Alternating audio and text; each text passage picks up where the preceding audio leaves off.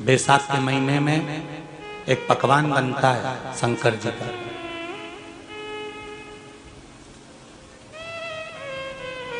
शिव जी के हाथ में त्रिशूल है, शिव जी के 3 नेत्र हैं, बेलपत्री में भी 3 बोलते जाओ पत्ती है।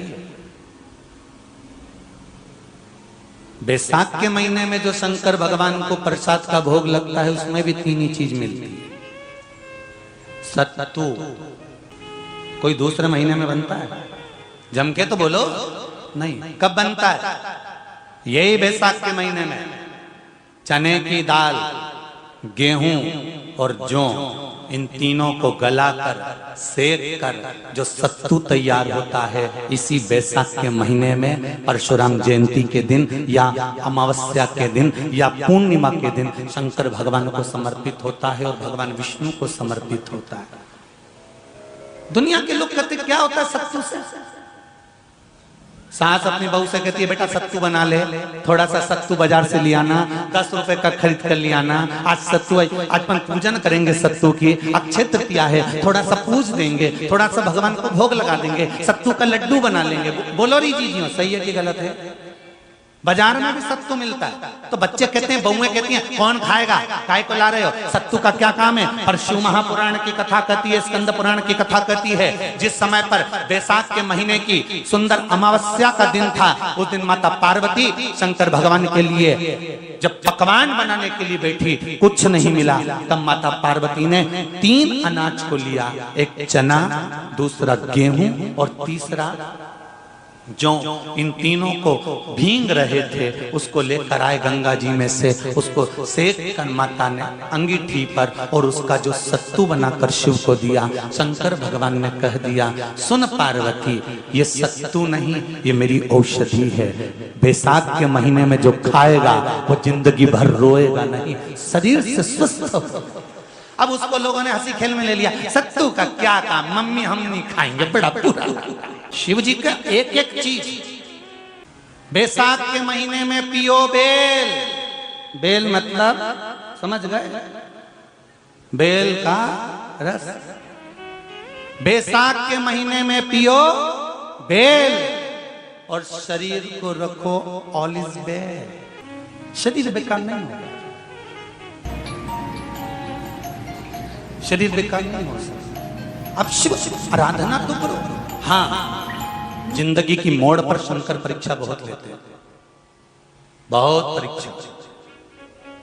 एक सुंदर संवाद आता है स्कंद पुराण, शायद आप लोगों ने सुना होगा, सुना हो तो भी सुन लो, नहीं सुना हो तो भी सुन लो। कांति नगर में राजा श्रीयाजी रहते थे। उनकी धर्मपत्नी का नाम था चांगुणा। क्या नाम है उनका? चांगुणा। चांगुणा शिव भक्ति में लीन रहती थी। उसे शंकर की भक्ति के सिवा कुछ सुहाता ही नहीं था, शिव आराधना के सिवा उसको कुछ भाता ही नहीं था। दिन भर शंकर की शरणागति करना, शिव का स्मरण करना, शिव भक्ति में डूबे रहना। शंभो शंकर कह रहे, माँ उमा से, माँ पार्वती से मेरा महेश कह रहा है, मेरा बाबा भोलेनाथ, मेरा बाबा विश्वनाथ, मेरा त्रिकालदर्शी कैलाशी अविनाशी कह रहा है कि हे पार्वती,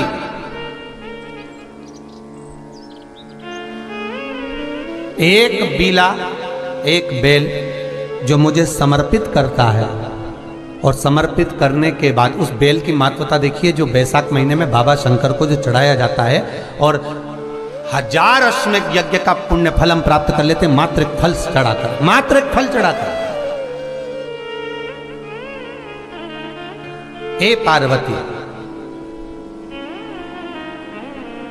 संसार का मनुष्य जब मुझे वो बेलपत्र समर्पित कर, वो बेल का फल समर्पित करता है, पार्वती वो फल जो मुझे चढ़ता है, फिर मैं भले नर्मदा के जल से निकला हुआ कंकर शंकर क्यों ना हूं, फिर चाहे मैं गंगा के जल से निकला हुआ कंकर शंकर क्यों ना हूं, चाहे फिर मैं यमुना के जल से निकला हुआ कंकर शंकर क्यों ना हूं, चाहे मैं सरयू के जल से निकला हुआ कंकर शंकर क्यों ना हूं, चाहे मंदाकिनी के जल से निकला हुआ कंकर शंकर क्यों ना हूं, ए पार्वती फिर जो भी शिवलिंग पर वो बेल समर्पित होता है वो बेल उठाकर जीव अपने कार्य में ले सकता है। ये माँ उमा से कह रहा है। तो उस बेल की महत्वता जानेंगे। अब अपन उस बेल को जानने के लिए वापिस स्कंद पुराण में चले तो स्कंद पुराण में लिखा हुआ है कि जो बेल बैसाख के महीने में शंकर को चढ़ाया जाता है वो बेल का फल उठाकर रख लिया जाता है। बैसाख के महीने में उस चढ़े हुए, बाकी के आपको बेल का फल खाना हो तो बात दूसरी, पर चढ़ा हुआ जो बेल का फल है वो पूरा बैसाख नहीं खाना।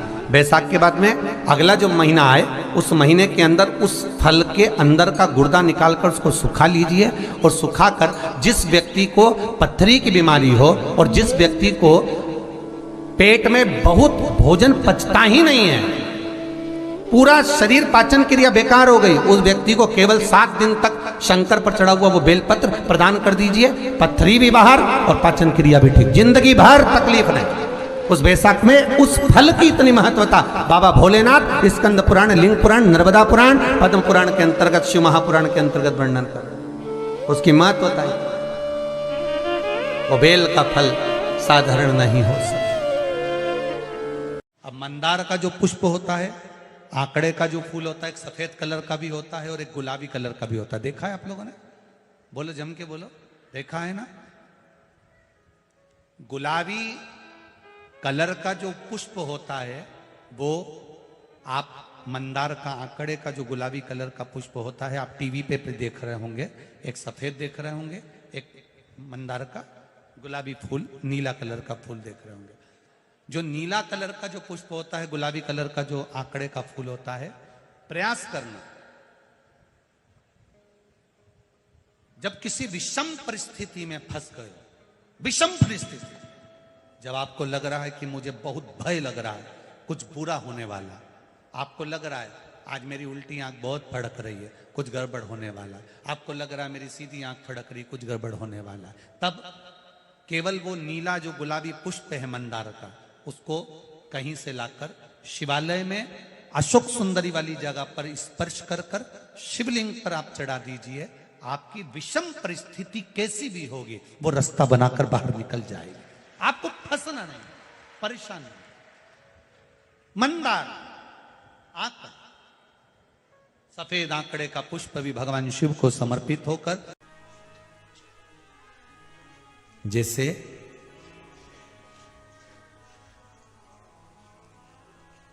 बेले के फल का गुर्दा, बेल का जो फल होता है, बेलपत्री का फल, उसका जैसे गुर्दा, उसके अंदर का जो भाग होता है बेल का, वो गुर्दा,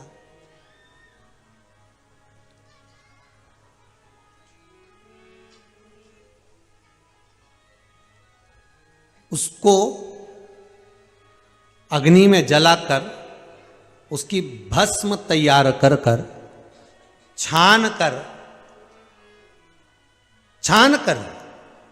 जब जब आपके यहां विद्वान ब्राह्मण शिव जी का अभिषेक कराते हैं, पूजन कराते हैं, तो उसमें लिखते हैं पूजन के साहित्य में बेलपत्री, धतूरा, दुर्वा, ये उसमें नीचे लिखेंगे भस्म। लिखते कि नहीं लिखते? लिखते हैं ना, भस्म अभिषेक में चाहिए रहती है। तब उस भस्म का थोड़ा सा भी भाग आप अगर शिव को समर्पित कर रहे हो तो ये जान लें कि शंकर मनवांछित फल प्रदान कर रहे हैं, शिव फल प्रदान कर रहे हैं।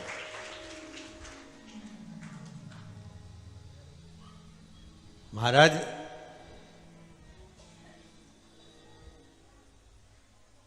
बेलपत्री के वृक्ष के नीचे बैठकर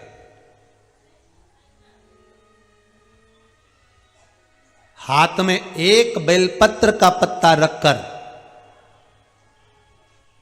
आप पंचाक्षर मंत्र नमः शिवाय, ओम नमः शिवाय या श्री शिवाय नमस्तुभ्यम या महामृत्युंजय मंत्र का स्मरण कर रहे हो, पर डंडी का भाग अपनी ओर, बेलपत्र की बीच वाली पत्ती का भाग बीच वाली उंगली की ओर रखकर अगर आप स्मरण कर रहे हैं और अपनी काम ना कर कर बेलपत्री के वृक्ष के नीचे बैठकर उस पत्ते को सम्मुख रखकर बाबा से विनय कर कर एकांत में उस बेलपत्री के वृक्ष की छांव में, बेलपत्री के वृक्ष की छांव,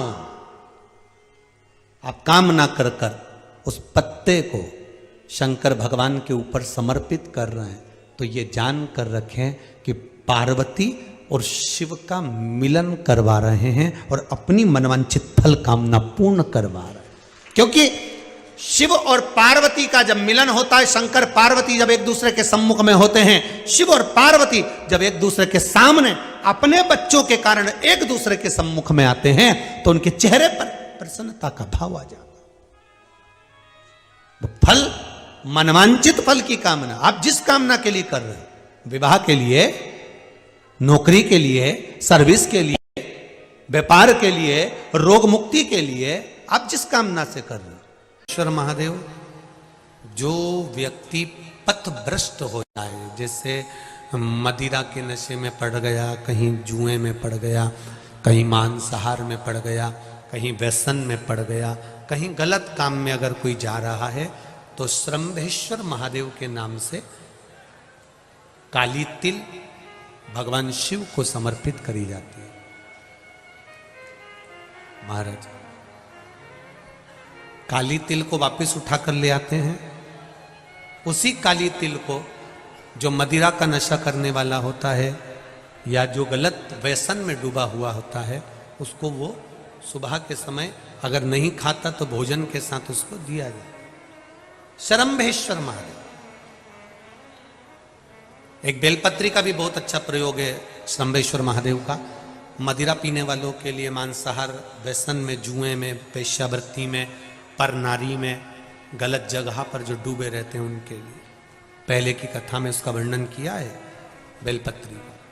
श्रंभेश्वर महादेव, एक बार सब बोलेंगे, कौन से महादेव? श्रंभेश्वर महादेव। फिर जम के बोल लो एक बार, श्रंभेश्वर महादेव। जब हमारे घर में क्रोध बढ़ता है या कोई गलत कार्य में जाने लगता है, तो श्रंभेश्वर महादेव का हमें शरणागति लेना चाहिए, श्रंभेश्वर महादेव का पूजन करना चालू कर देना चाहिए। कई लोग कहते हैं महाराज जी ये श्रंभेश्वर महादेव का मंदिर कहाँ मिलेगा, हम कहाँ पूजन करने जाए? कहीं नहीं जाना, तुम्हारे घर के पास में जो शंकर जी का मंदिर है वहीं जाओ, उसी देवालय में, उसी मंदिर में जाओ, श्रंभेश्वर महादेव के नाम से जल चढ़ाना प्रारंभ करेंगे। वो जल जो गलत संगत में पड़ा हुआ है उसका आचमन कराना प्रारंभ करेंगे, अपने आप उसकी धीरे धीरे बुद्धि सुधरना प्रारंभ हो जाएगी। ऐसा श्रंभेश्वर महादेव का करिए और हमेशा खुश रहिए और स्वस्थ रहिए। भोलेनाथ ने भी सत्तू का रस और रोटी खाया था।